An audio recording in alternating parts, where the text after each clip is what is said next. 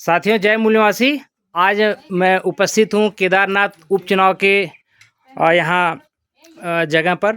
तो हमारे साथ हैं पीपीआईडी यानी people's party of India democratic के प्रदेश अध्यक्ष हरीश मौर्य जी, और ये उपचुनाव में प्रत्याशी हमारे प्रदीप रोशन लाल जी। तो मैं प्रदेश अध्यक्ष हरीश मौर्य जी से पूछना चाहूँगा कि ये उपचुनाव जो अभी मात्र 3 साल के लिए शायद 2027 में ख़त्म हो जाएगा, तो किस मुद्दों के को लेकर आप अपने प्रत्याशी को यहाँ खड़ा किए हैं? क्या करवाना चाह रहे हैं? क्या मतलब यहाँ जबकि 5-6 पार्टियाँ और भी लड़ रही हैं, तो आपका क्या मोटो है यहाँ? क्या क्यों लड़ना चाह रहे हैं यहाँ? क्योंकि अभी तो चुनाव अभी 2027 में फिर से रिपीट होगा। बिल्कुल बिल्कुल बहुत अच्छा क्वेश्चन आपका है। देखिए, सबसे पहले तो यहाँ बड़ी संख्या में हमारा शेड्यूल कास्ट रहता है और यहाँ अभी ये जो सरकारें हैं ये हमारे मूल निवासी समाज का शोषण कर रही हैं।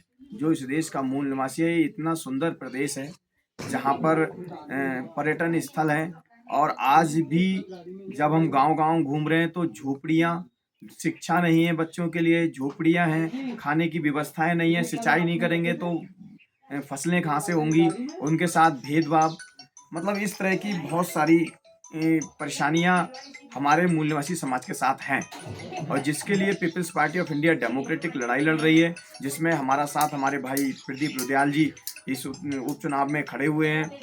और ये पूरे उत्तराखंड की नहीं, ये सिर्फ केदारनाथ की नहीं, पूरे उत्तराखंड की एक छोटा सा प्रदेश होने के नाते भी ये सारी सुविधाएं और भेदभाव लगातार उत्तराखंड में मूल निवासियों के साथ चल रहा है। ऐसी सरकार को इस्तीफा दे देना चाहिए, धामी जी को इस्तीफा दे देना चाहिए कि आज भी उत्तराखंड में जो देश आज़ाद होने से पहले व्यवस्था थी, आज भी वही व्यवस्थाएं हैं, वही झोपड़ियां हैं, वही भूस है। अभी भी बेचारे लकड़ी का घर बनाकर रह रहे हैं, पुराने, उनके लिए शिक्षा की व्यवस्थाएं नहीं, कुछ भी नहीं है। तो इस सरकार को इस्तीफा दे देना चाहिए।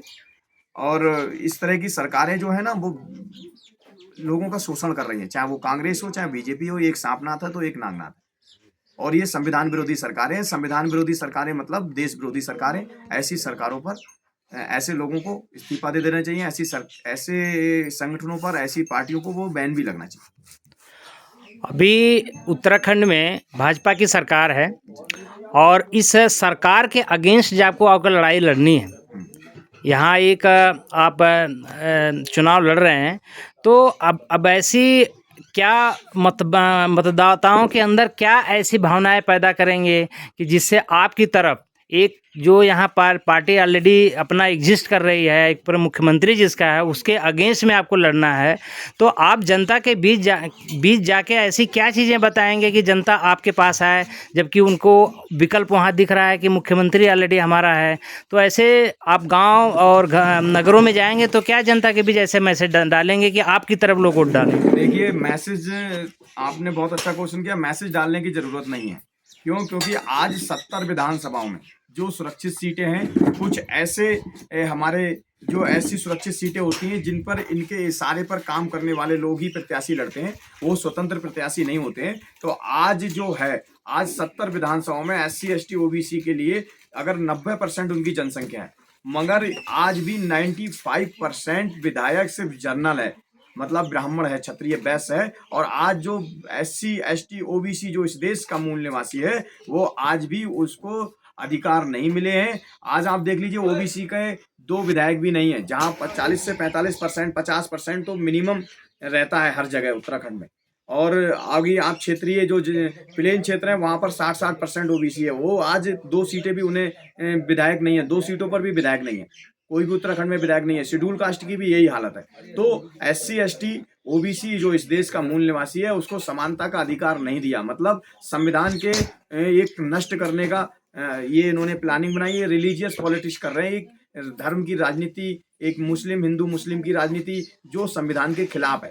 आज SC ST OBC और कन्वर्टेड माइनॉरिटी भी इस चीज को समझ रहा है, और वो एक मंच पे इकट्ठा हो रहा है, और 90% ये समाज है, SC ST OBC converted minority. तो इसीलिए आज वो देख रहा है कि आज जो 90% समाज है, वो 10% भी इस राजनीतिक अधिकार उसको नहीं है। तो 10% भी, जो 10% लोग हैं उनका 90% अधिकार है इस समय बैठे हुए हैं वो सत्ता पर, इसलिए इस 90% समाज पर लगातार अत्याचार कर रहे हैं, उनको व्यवस्थाएं नहीं दे रहे हैं। हमने ये देखा यहाँ पर उत्तराखंड केदारनाथ विधानसभा में जाकर, अगर एक तरफ जंगल की कॉलोनी है, अगर घर बने हुए हैं या गांव बना हुआ है, तो दूसरी तरफ SC ST की है, तो वहां पर उनके पास सौर ऊर्जा और सिंचाई का साधन, हर साधन है, मगर जो SC ST शेड्यूल कास्ट के लोग हैं उनके पास कोई भी व्यवस्था नहीं है।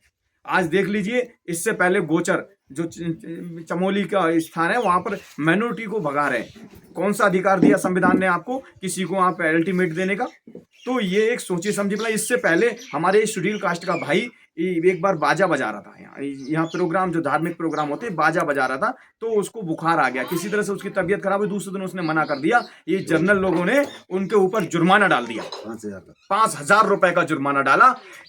तो ये क्या है? ये भेदभाव है, संविधान का उल्लंघन है। लगातार इस तरह के अत्याचार हमारे चल रहे हैं। ऐसी एक बार हम चंपावत में गए, रमेश राम नाम के व्यक्ति को इन्होंने उसके द्वारा सरिया लेकर, लोहे की सरिया लेकर उसे घूंस के मार डाला, क्योंकि वो शेड्यूल कास्ट का इनके साथ खाना खाने बैठ गया, क्योंकि स्टैंडर्ड खाना चल रहा था, तो वो खड़े होकर जो खाना खाते हैं, खाना खा लिया था। तो जनरल कास्ट ने ये बोला कि भाई आपने खाना क्यों खा लिया? आज भी हमारे साथ वही व्यवस्था है जो पहले थी। इनसे छुटकारा पाने के लिए, एक फुले अम्बेडकरी विचारधारा को स्थापित करने के लिए, एक संवैधानिक विचारधारा को स्थापित करने के लिए, जो समता मूलक समाज की स्थापना कर सके, उसको लेकर हम चल रहे हैं। हम शिक्षा के लिए, हमारा एक नारा भी है, 2 बातें हैं मोटी मोटी, सबको इज्जत सबको रोटी।